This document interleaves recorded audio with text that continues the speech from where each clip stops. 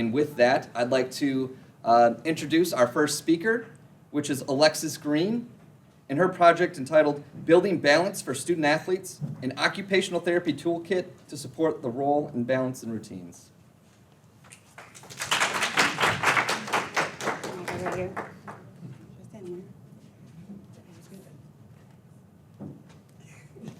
Hi everyone, my name is Alexus Green and I'm so excited to talk about my Capstone project. I completed it at Hype Athletics, which is located in Wayne, Michigan. It's an athletics organization, community center, where they offer a plethora of sports for youth, kids from the ages of 6 to 13. I have the opportunity to work directly with 6th through 8th graders. I really enjoyed it. I'm like smiling because I had the opportunity to be like hands-on with kids, over 103 to be exact. During my time there, I was able to create some deliverables. I'm gonna hand those out right now. My site, here's 3 deliverables, excuse me. Start with those 2. So what I just handed out were 2 toolkits.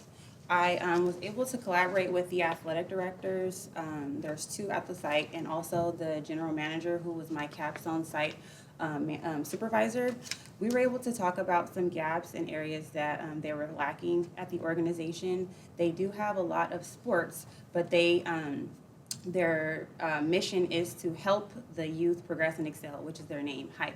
But they were having gaps in the area of actually giving tangibles to the children aside from the direct sports training. So what I did was I was able to submerge myself in practices, games, coaching meetings, and be able to identify what areas that OT could support. And in that toolkit, I was able to also do an assessment for 89 children. I passed out 103, but I only got 89 responses, which is really good. It was a 10-question Likert scale, and the children were able to answer the questions with their parents for the 6th through 8th grade students. And I got back some results, and I was able to create a toolkit directly impacting their responses. And you'll see that it should be being passed around right now. And then also, I was collaborating with the athletic directors about the coaching staff, and they had some difficulties with preparedness, routine, and also self-regulation of themselves as coaches, but also helping to regulate their student athletes. So I created a coach's toolkit based on the Likert scale assessment that I passed out to the coaches, and directly created responses for that.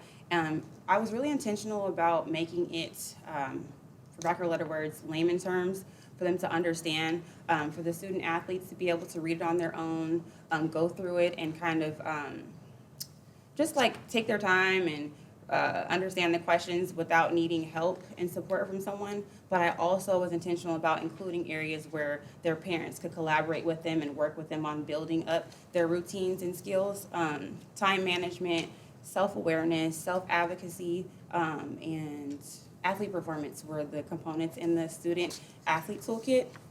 And also during my time there, I created another deliverable. This initially wasn't a part of my deliverables, but a little bit of background about me. I am a new mom, and they have a childcare on site.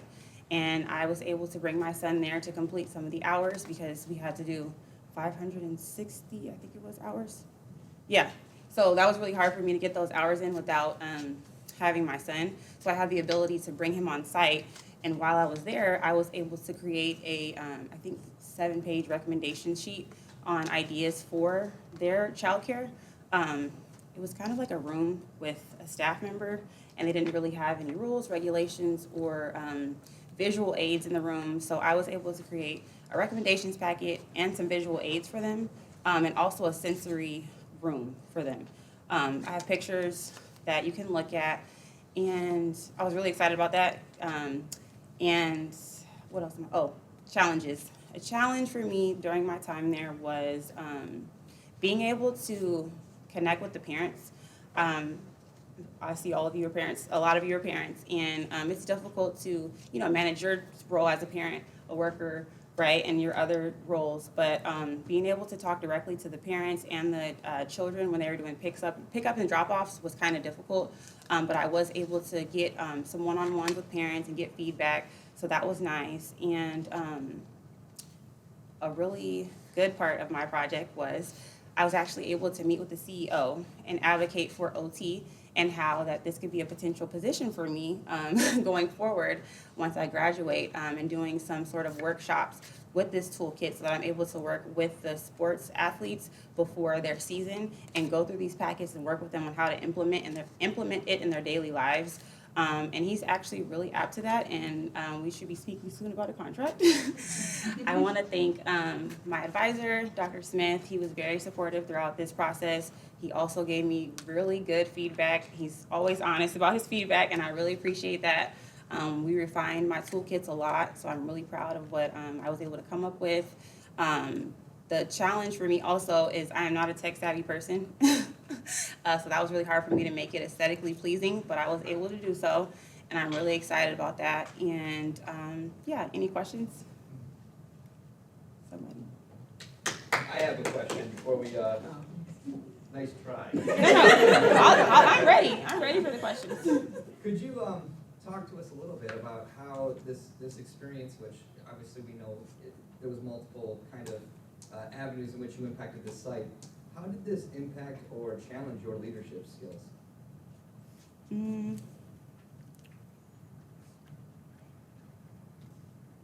It challenged my leadership skills because it really allowed me to like flex my muscle in a sense of like being able to advocate for myself and be able to initiate conversations. I love doing that already, but being able to do it in a professional setting with people I don't know, and really show you my value and my work, especially with me being a student still and not having those credentials behind my name yet. So I think that's what helped me in that area. Just to kind of follow up with that, I think you already do a fantastic job talking to all different types of people. We all know that about you. Did you find it challenging at all? Because it sounds like you're speaking to many different levels of humans in this whole activity. So was anything challenging there for you, or was it just a nice opportunity for growth?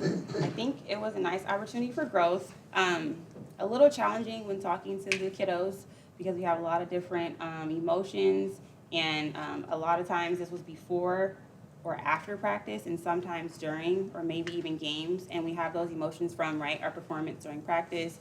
Some children may have had some difficulties and barriers at home or getting to practice, being late, things like that. So I think those played a lot into their moods and their attitudes towards me talking to them. But I think I navigated it okay. I'm sure you did. Yes. No, she was asking. I wanted to say congratulations, number one, and I loved the fact that you went into this with the focus on youth, but yet you did an all-encompassing research, because you mentioned about the coaches too. I thought that was so wonderful that you Thank did you that, so much. because that can be a tool that someone's thinking about coaching, they can use this to reflect on themselves and then be stronger and better coaches to the youth. Thank you. Actually helped my presentation because I forgot to talk about that part. Just a little nerves, but yeah, so with collaborating with the athletic department, thank you so much for that compliment. We were actually able to identify that a lot of these coaches are new coaches. This is a developmental league, right? So you have athletes that are developing, but also coaches that are developing. So I asked them if they had any sort of onboarding tangibles that the coaches could take on, right, or read when they sign up for coaching, and they didn't have that. Other than signing your name, email, phone number, there was no sort of onboarding materials. So that's where the coaches toolkit kind of came in, and I was really apt about talking about the preparedness and routines and structures. And you'll see in the packet, but I also provided templates for creating structure for your practice, ways to self-regulate for yourself and also the players, because like I said, as an athlete, I was a previous athlete, so as an athlete, you can be very emotional, right, when you're winning, losing, things like that, and also trying to manage the role of being a student. So I was really excited about that part, so thank you for pointing that out. Yes. Hi, as a parent of many student athletes, I wonder if you'd like to think in the future, if you're considering doing parent education on how to, the ride home, you know, and helping the child if they've had a difficult time. I know sometimes parents don't always respond well either. So I just wondered if that was something in your plans. Yes, so I thought about Dr. Paul when I made the player workbook because she always would say you don't just have the child, you have the parents as well as your patients. So I took that into account, and when I was talking with the CEO about doing the workshops and working with them later, that's something that did come to mind because I'm like, I wouldn't just drop my son off, right, to just some lady and trust her. So I wanted to implement something to talk to the parents as well. So yes, thank you for that.